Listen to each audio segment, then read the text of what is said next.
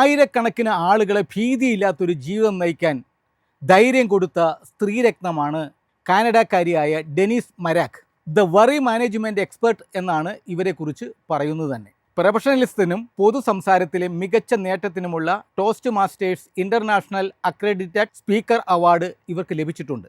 ഇത്രയേറെ കഴിവുകളുള്ള ഡെനീസ് പറയുന്നു, പരാജയം സർഗാത്മകതയുടെ ഭാഗമാണ് എന്ന്. താൻ പലതവണ പരാജയപ്പെട്ടിട്ടുണ്ട്. 250 പേർ മാത്രമുള്ള സ്റ്റേജിൽ കയറിയതാണ് ആദ്യ പരാജയം.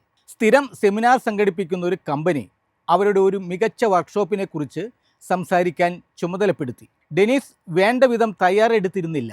ഏതാണ്ട് 90 മിനിറ്റ് നേരത്തെ പരിപാടി അവർക്ക് അവസാനിപ്പിക്കേണ്ടി വന്നു. അതിൽ പങ്കെടുത്തവരിൽ ഭൂരിഭാഗവും ഡെനീസിൻ്റെ പെർഫോമൻസിന് തീരെ കുറഞ്ഞ മാർക്കാണ് നൽകിയത്. എന്നിട്ടും ആ സ്ഥാപനത്തിൻ്റെ ഉടമയായ സ്ത്രീ ഡെനീസിനെ ജോലിക്കെടുത്തു. 100 കണക്കിന് അപേക്ഷകരിൽ നിന്ന് തന്നെ എന്തുകൊണ്ട് തിരഞ്ഞെടുത്തു എന്ന് ഡെനീസ് അവരോട് ചോദിച്ചു. അവർ മറുപടി പറഞ്ഞത് ഇങ്ങനെയാണ്: നിങ്ങൾ ആവേശത്തോടു കൂടി സംസാരിക്കുന്നു. മികച്ച സ്പീക്കറാകാൻ എനിക്ക് ആളുകളെ പഠിപ്പിക്കാൻ കഴിയും. പക്ഷേ അഭിനിവേശത്തോടെ എങ്ങനെ സംസാരിക്കണമെന്ന് എനിക്ക് അവരെ പഠിപ്പിക്കാൻ കഴിയുകയില്ല. നമുക്ക് നമ്മുടെ ജോലിയിൽ തികഞ്ഞ ആവേശം ഉണ്ടായിരിക്കണം. അത് മറ്റൊരാൾക്കും പഠിപ്പിക്കാനാവില്ല. ആ ആവേശത്തിന് മുമ്പിൽ ഭയം തോറ്റോടുക തന്നെ ചെയ്യുമെന്നാണ് ഡെനീസ് പറയുന്നത്. നമ്മൾ എല്ലാ ദിവസവും എന്തെങ്കിലുമൊക്കെ വേവലാതികളും ഭയപ്പാടുകളുമായിട്ടായിരിക്കും ആരംഭിക്കുന്നത് തന്നെ. അത് മൊത്തമായി കൂട്ടിയെടുത്താൽ നമ്മൾ തന്നെ ഞെട്ടിപ്പോകും. തുടക്കത്തിൽ തന്നെ ഏതെങ്കിലും കാര്യത്തിന് ഇറങ്ങുമ്പോൾ ഭയം ഉരുണ്ടുകൂടിയാൽ ആ കാര്യവുമായി മുന്നോട്ട് പോകാനുള്ള ചാൻസ് നന്നേ കുറവായിരിക്കും. ഇനി അതിനിറങ്ങിയെന്നിരിക്കട്ടെ, അത് പൂർത്തിയാക്കാൻ പറ്റിയില്ലെങ്കിൽ എന്തു നാണക്കേടായിരിക്കും. അതുകൊണ്ട് തന്നെയാണ് പലരും പല കാര്യങ്ങളും പാതി വഴിക്ക് ഇട്ടിട്ട് പോകുന്നത്.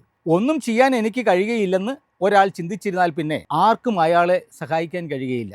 ചരിത്രം പരിശോധിച്ചാൽ അറിയാം, നിലനിൽപ്പിനായുള്ള വെല്ലുവിളിയിൽ നിന്നാണ് പല പുതിയ പുതിയ സംഗതികളും ഉടലെടുത്തു തന്നെ. മറ്റൊന്ന്, നിങ്ങൾ ഈഗോയുടെ പിടിയിലാണോ എങ്കിൽ ഈഗോയ്ക്ക് നിങ്ങളെ നിയന്ത്രിക്കാൻ കഴിയും. നിങ്ങൾ ആത്മാർത്ഥമായി ആഗ്രഹിച്ചാൽ ഈഗോയെ പൂർണ്ണമായും വരുതിയിലാക്കാൻ കഴിയും. നിങ്ങളുടെ മുഴുവൻ കഴിവുകളും പ്രയോഗിക്കാൻ നിങ്ങൾക്ക് സ്വാതന്ത്ര്യം ലഭിക്കുന്നു എന്ന് ചുരുക്കം.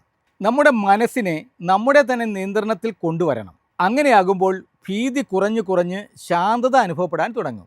മഹാത്മജി എഴുതിയ ഒരു പ്രാർത്ഥനയിൽ ഇപ്രകാരം കാണുന്നു: ഭൂമിയിൽ ആരെയും ഞാൻ ഭയപ്പെടുകയില്ല, ദൈവത്തെ മാത്രമേ ഞാൻ ഭയപ്പെടുകയുള്ളൂ. ആരെയും ഒന്നിനെയും ഭയപ്പെടാതെ ജീവിക്കാൻ ശ്രമിച്ചയാളാണ് മഹാത്മജി. ഗാന്ധിജിക്ക് ദൈവത്തെ ഭയമുണ്ടായിരുന്നു, പക്ഷേ പേടിപ്പെടുത്തുന്ന ഭയമല്ലായിരുന്നു അത്. പ്രത്യുത സ്നേഹത്തിൽ അധിഷ്ഠിതമായ ഭയം. ദൈവത്തെ ഒഴികെ ആരെയും ഒന്നിനെയും നാം പേടിക്കേണ്ട കാര്യമില്ല. എന്നാൽ നാം ദൈവത്തെ സ്നേഹിക്കുന്നവരാണെങ്കിൽ അവിടത്തെ പോലും നാം പേടിക്കേണ്ടതില്ല എന്നതാണ് യാഥാർത്ഥ്യം.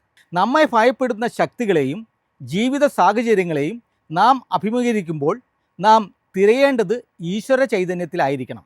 കാരണം നമ്മുടെ സകല ഭയങ്ങളെയും ദൂരീകരിക്കാനുള്ള ശക്തിയും സന്നദ്ധതയും അവിടത്തേക്കുണ്ട്. വിൻസ്റ്റൺ ചർച്ചിൽ പലപ്പോഴും പറയപ്പെടുന്ന ഒരു ഉദ്ധരണി ഇങ്ങനെ പോകുന്നു: വിജയം അന്തിമമല്ല, പരാജയം മാരകവുമല്ല, അത് തുടരാനുള്ള ധൈര്യമാണ് പ്രധാനം. Good bye. MyFin TV. Download the app now.